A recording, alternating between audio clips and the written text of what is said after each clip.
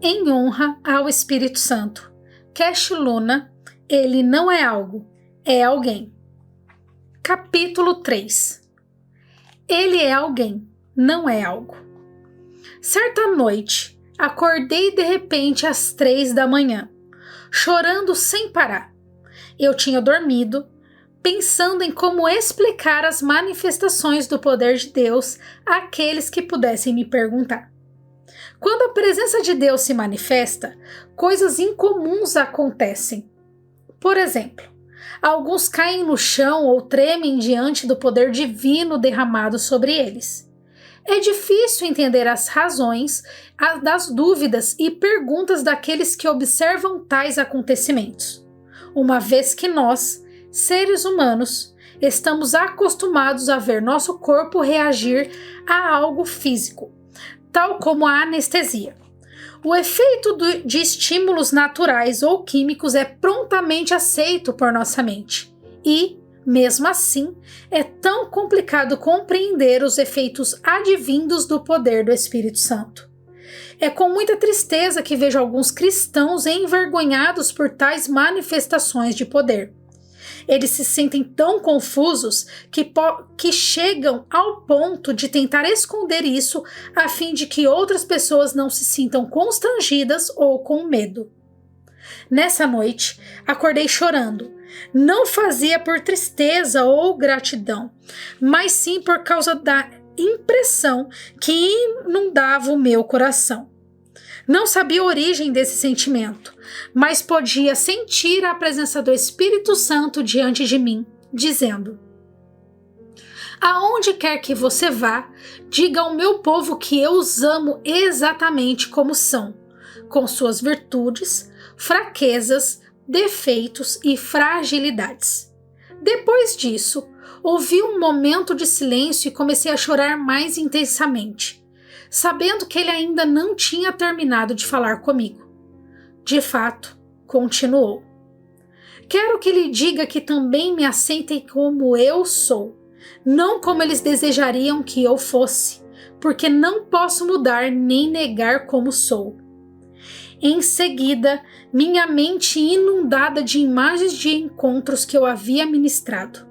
Eu via o Espírito Santo aproximando-se de uma pessoa que não podia aguentar sua presença santa e que desatou a chorar.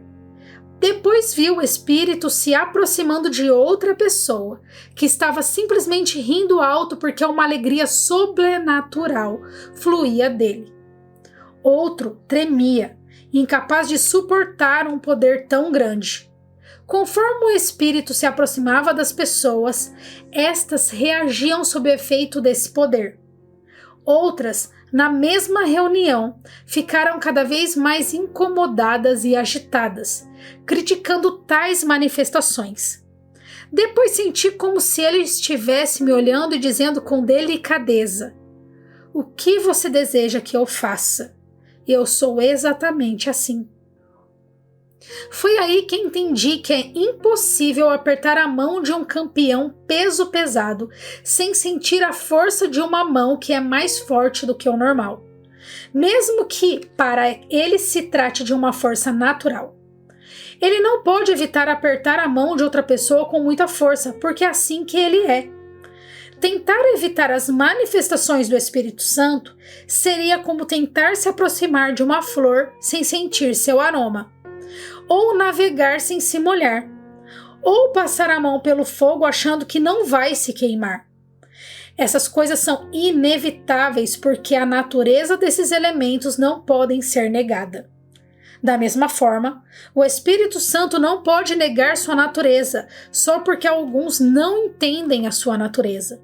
Se ele é capaz de nos aceitar, apesar de como somos, com nossas faltas e fraquezas, então também deveríamos aceitá-lo como ele é. Ele é perfeito. Sua presença é poderosa e não podemos evitar senti-la quando ele está por perto ou nos toma. Querer evitá-la é tão ingênuo quanto pôr o dedo numa tomada elétrica e imaginar a corrente não tomará conta de todo o seu corpo. A eletricidade provoca uma reação do nosso corpo, mesmo que não saibamos ou entendamos como funciona. A mesma verdade pode ser dita sobre as manifestações do poder de Deus e de como causam um efeito no nosso corpo, mesmo quando não as compreendemos. O Espírito Santo nunca perderá uma oportunidade de se manifestar, mesmo em meio ao seu medo ou surpresa. Se o fizesse, não seria ele mesmo. Imagine se houvesse grupos religiosos que não praticassem a imposição de mãos porque alguns, ao cair no chão, talvez causassem espantos nos novos membros. Com essa atitude, Jesus jamais teria sido capaz de levantar Lázaro dentre os mortos ou de andar sobre as águas. Imagine se os discípulos pedissem a ele para ser mais discreto, quando cuspiu no barro e depois fez uma pasta e colocou-a nos olhos de um cego, ou quando multiplicou os pães e os peixes, porque tudo isso era um escândalo. Talvez eles dissessem: cuidado, Jesus, lembre-se de que eles o querem fazer rei. Eles pensam que o Senhor é um político e por isso dá comida às pessoas. Não acho que deveríamos desenvolver este ministério de modo mais discreto? Eu não ousaria sugerir tal coisa a Jesus nem ao Espírito Santo. Ele é o Senhor. Nós somos apenas seus servos. Eu prefiro falhar ao tentar limitar seu poder. O Espírito Santo não pode negar a si mesmo. Nós é que precisamos aprender a conhecê-lo e a aceitá-lo como ele é, não como preferíamos que fosse. Dessa forma, nós o reconheceremos em dado momento. Devemos pedir perdão a Deus se temos criticado o Espírito Santo com a nossa mente limitada e pequena. Não tente entender o poder de Deus que se manifesta de maneiras tão incomuns, como ao abrir o Mar Vermelho, ao fazer cair os muros de Jericó, ou ao ressuscitar mortos. Não devemos esperar que o Espírito Santo haja e pense como ser humano, porque ele não é um de nós. Ele é o próprio Deus. Devemos respeitar e amar sua personalidade a fim de podermos nos relacionar e ter comunhão com ele. A terceira pessoa. Quem é a terceira pessoa da Trindade? Sempre que faço essa pergunta, as pessoas me dizem é o Espírito Santo, porque foi isso que aprendemos desde pequenos. É verdade que o Espírito Santo é uma das 3 pessoas que formam a Trindade, mas ele não necessariamente ocupa o terceiro lugar. Nenhuma passagem bíblica diz tal coisa. Mesmo assim, na cabeça de muita gente, o Espírito Santo vem em terceiro lugar porque temos uma ideia equivocada gravada na mente. O problema de ser a terceira pessoa é que ninguém presta atenção naqueles que estão em terceiro lugar de nada. Basta perguntar quem ganhou uma competição e muitos provavelmente se lembrarão somente do vencedor. Alguns talvez se lembrem do segundo colocado, mas muito poucos, se é que alguém, se lembrarão do terceiro lugar. O Espírito Santo não ocupa o terceiro lugar da Trindade. Ele é tão importante como o Pai e o Filho, uma vez que os 3 são um. Quando dizemos que o Espírito Santo é a terceira pessoa da Trindade, nós automaticamente o relegamos ao terceiro lugar em importância, quando na verdade não é o caso. Você não pode ter um bom relacionamento com o Espírito Santo se não lhe atributa a importância que ele merece. A sua comunhão com ele será muito melhor se o tratar como a pessoa divina que ele é. Em geral, quando ouvimos sobre o Espírito Santo, nós pensamos em objetos que procuramos associar com ele, como se ele fosse algo, não alguém. Pensamos nele como uma pomba porque essa foi a forma visível com a qual se manifestou no batismo de Jesus. Ou pensamos nele como um fogo porque nos lembramos das línguas como chamas de fogo sobre os discípulos no dia de Pentecoste. Mas o Espírito Santo não é uma pomba e nem fogo. Ele é uma pessoa da deidade com o qual você tem um relacionamento pessoal. Ele tem poder de nos elevar como vinho. Como não é o vinho, ele unge com óleo, mas não é o óleo. Ele é gentil como uma brisa, mas não é o vento. Ele nos enche com rios de água viva, mas ele não é a água. O Espírito Santo é uma pessoa divina, não humana ou natural. Ele fala conosco, escuta, ensina, deseja estar conosco. Ele guia, ele nos faz recordar a palavra, ele nos santifica e intercede por nós. Ele pode ser resistido e eliminado. Ele pode ser contrariado ou entristecido. Nós não podemos estudá-lo sistematicamente, porque não podemos explicar a uma pessoa como o fizemos com um mero conceito. Por exemplo, seria inútil tentar estudar todas as qualidades da minha esposa sem me relacionar com ela. Do mesmo modo, seria inútil tentar entender tudo sobre o Espírito Santo se não me alegro com a sua presença. Ele é sobrenatural. Mais do que estudá-lo, precisamos conhecê-lo. Para fazer isso, devemos nos tornar mais íntimos dele. Ser batizado no Espírito Santo e falar em outras línguas não significa que você automaticamente o conhece. Conhecer todos os seus atributos e qualidades não necessariamente leva a uma maior intimidade. O fator tempo é essencial para manter um relacionamento, assim como fazemos com qualquer outra pessoa para conhecê-la. O mais importante na nossa vida deveria ser andar na presença de Deus. Sua companhia vale mais do que qualquer coisa no mundo. Por esse motivo, o Senhor nos deu seu Espírito Santo para nos acompanhar aonde formos. É Ele que nos dá o poder de Deus. A importância do Espírito Santo. A Bíblia revela a importância do Espírito Santo na criação, nos livros proféticos, na vida de Jesus e no surgimento da igreja primitiva. Foi ele quem gerou Jesus no ventre de Maria.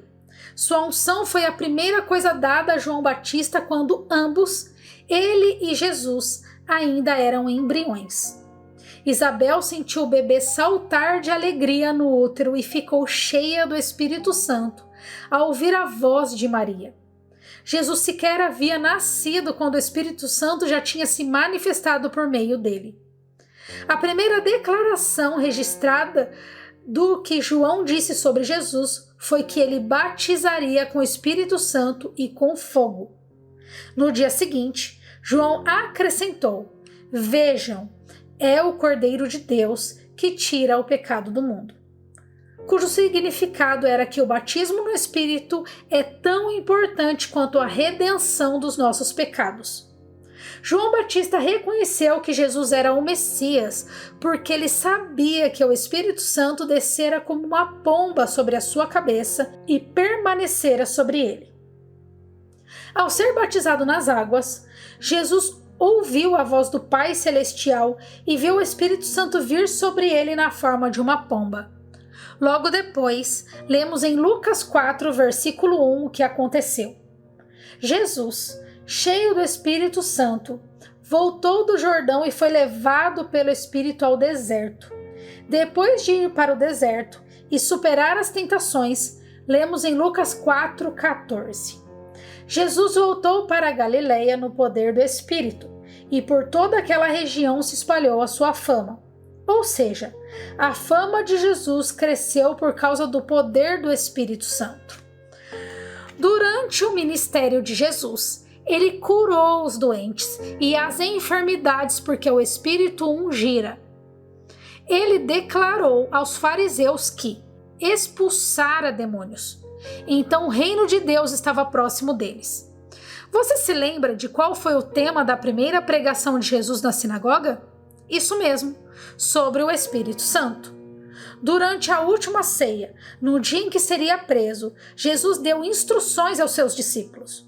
Muitos deles estavam prestes a conhecer a ação do Espírito, incluindo o fato de que Jesus lhe assegurou que melhor seria partir para que o Consolador pudesse vir e habitar neles. Quando Jesus morreu, ele se ofereceu através do Espírito Eterno e ressuscitou por esse mesmo poder. Antes de subir aos céus, ele apareceu aos seus discípulos durante um período de 40 dias, dando-lhes orientações e assegurou-lhes da promessa do Pai de batizá-los logo depois do Espírito Santo. No dia de Pentecoste, eles ficaram cheios do Espírito, como com línguas de fogo que pousavam sobre cada um deles. Naquele momento, o apóstolo Pedro levantou e pregou a primeira mensagem da história da igreja cristã. Qual foi o tema do sermão? O Espírito Santo. Ele disse: Homens da Judeia e todos que vivem em Jerusalém, deixe-me explicar isto. Ouçam com atenção. Estes homens não estão bêbados, como vocês supõem. Ainda são 9 horas da manhã. Ao contrário, isto é o que foi predito pelo profeta Joel. Nos últimos dias, diz Deus, derramarei do meu espírito sobre todos os povos. Atos 2, versículo 14 a 17. Em seguida, ele falou de Jesus como alguém enviado por Deus para salvar o mundo. Durante a mensagem, algumas pessoas cujo coração estava contrito aceitaram Jesus como Salvador e, mediante, receberam a dádiva prometida por Deus, o Espírito Santo. Sua presença foi a coisa mais importante na igreja primitiva. Lemos inúmeras vezes no livro de Atos como o Espírito Santo se manifestou. Eles oraram para que todos fossem batizados no Espírito Santo. Ministravam em seu poder, e estar cheio do Espírito Santo era, inclusive, um requisito para a função de diácono. No entanto, hoje em dia, o oposto é o comum. Temos menosprezado sua importância e ele está entre os últimos itens dos assuntos das nossas reuniões.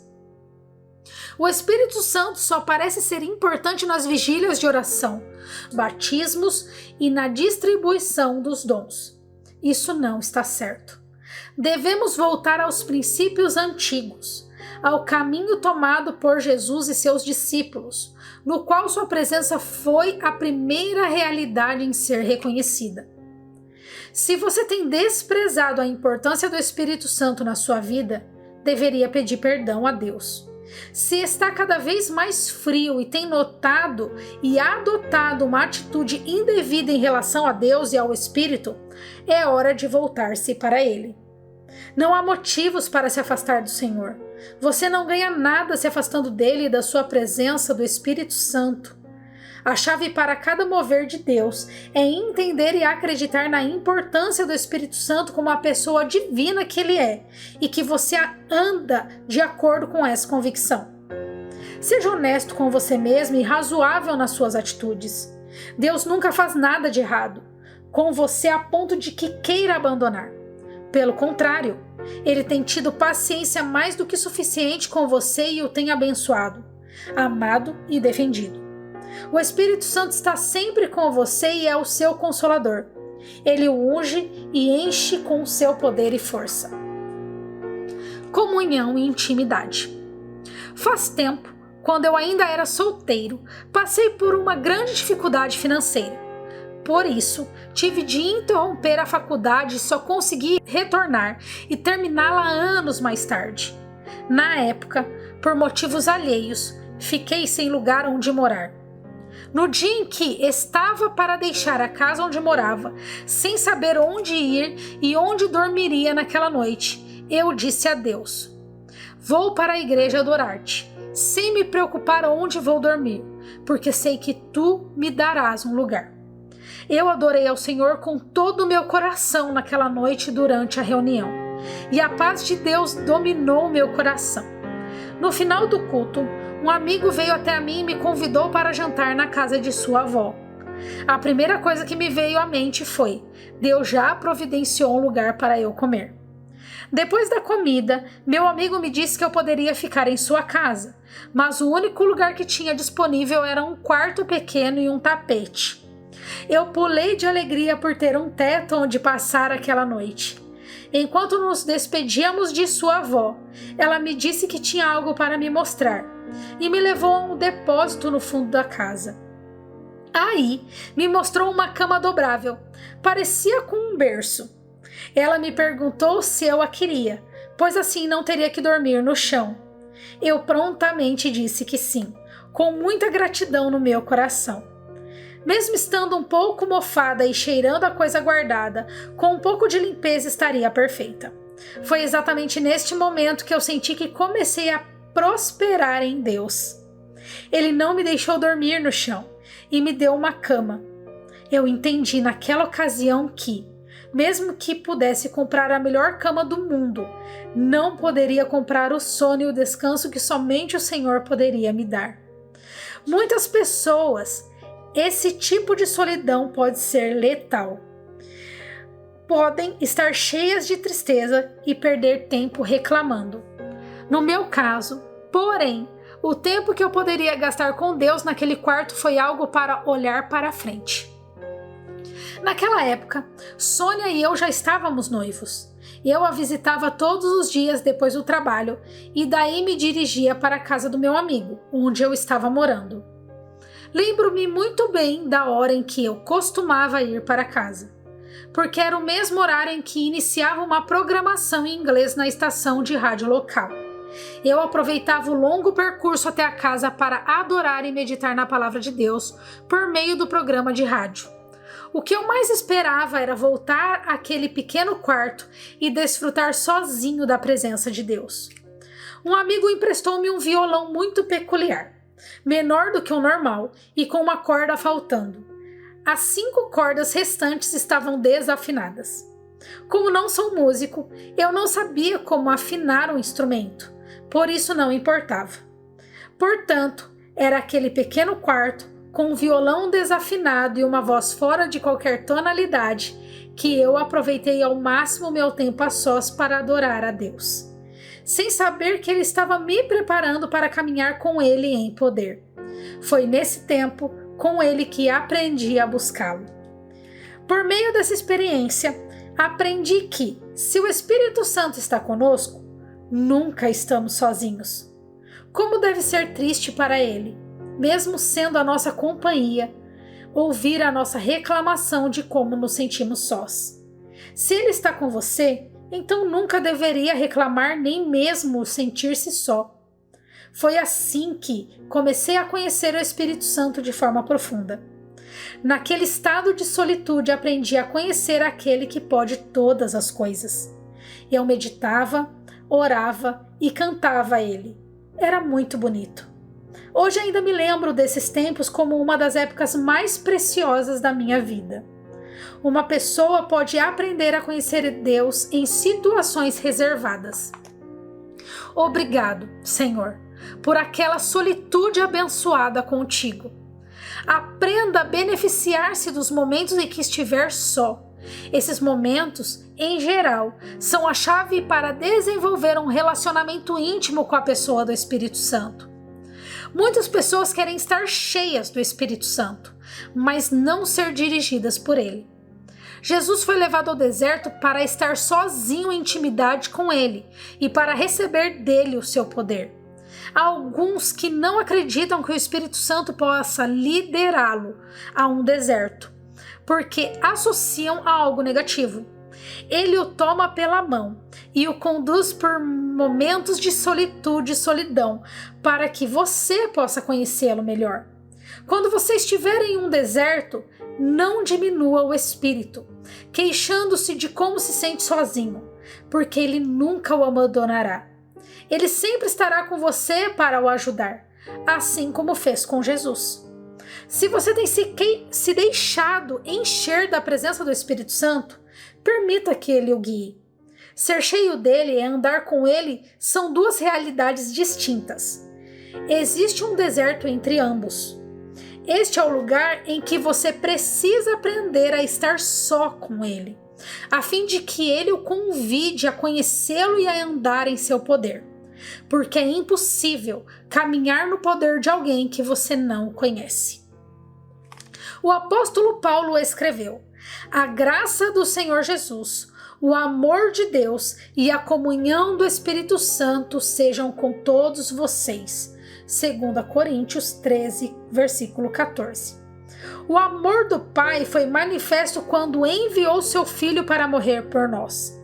E a graça de Jesus foi mostrada na cruz para nos salvar do pecado e da morte. O Espírito Santo é a pessoa divina que está ao nosso lado, com quem podemos falar e ter uma íntima comunhão. Ter comunhão com o Espírito Santo é um dos lados da moeda, e o outro é desfrutar dessa intimidade. Ter comunhão com alguém significa gastar tempo com essa pessoa, conversando e ouvindo um ao outro. Você pode ter comunhão com ele estando no seu carro, no trabalho ou na fila do banco. Pode conversar com ele continuamente ao longo do dia. No entanto, ser íntimo implica estar a sós com ele em um lugar onde nada nem ninguém o interromperá. Ele se manifestará aí e mostrará o que tem para você. Assim, é como os planos dele para a sua vida são, na maioria, revelados e você é transformado pelo poder dele. Esse é o lugar onde os mistérios dele são revelados. Nada disso pode ser aprendido por outro ser humano. Ele deseja se revelar e te revelar tudo o que tem sido gratuitamente dado a você, a saber, a profundidade de quem ele é. Isso não se aprende por meio de leitura, mas por investir tempo em sua presença. O que o Espírito Santo revela em primeiro lugar a você, durante esse tempo de intimidade, são as coisas que o Pai tem para a sua vida. Ele diz que é quando pedir algo, porque ele sabe exatamente o que você enfrentará. Em seguida, ensina seus atributos como provedor, salvador e médico. Finalmente, ele mostrará a você as profundezas do coração dele, como pensa e que coisas lhe agradam e lhe desagradam. Essas coisas são coisas profundas de Deus. Quando você não busca esses momentos de intimidade com o Espírito, acaba perdendo muitas bênçãos e, pior ainda, nunca se familiariza com o coração e a natureza de Deus. Portanto, para conhecer o Pai, você precisa ter intimidade com o Espírito. Ele busca tanto o coração de Deus quanto o nosso para torná-los um. Simplesmente erga suas mãos ao Senhor, aonde quer que você esteja neste exato momento, e feche os olhos. Busque-o. Estar aos pés do Mestre com um violão de 5 cordas desafinado ou com um CD de adoração é uma das melhores coisas da vida. Não importa se é uma cama bolorenta ou numa cama confortável, em uma casa pequena ou numa mansão, com uma carteira cheia de dinheiro ou com alguns centavos no bolso. Sempre aos pés de Jesus é onde você deve querer estar. Esqueça-se dos seus problemas financeiros ou da sua agenda para hoje. Busque-o de todo o coração agora mesmo. Nada vale mais do que momentos inestimáveis de estar na presença de Deus. Faça apenas esta oração. Pai, por favor, ajude-me. Quero conhecer-te. Não mais vou reclamar por achar que estou só. Desejo conhecer-te neste lugar secreto e íntimo. Desejo adorar-te, Senhor.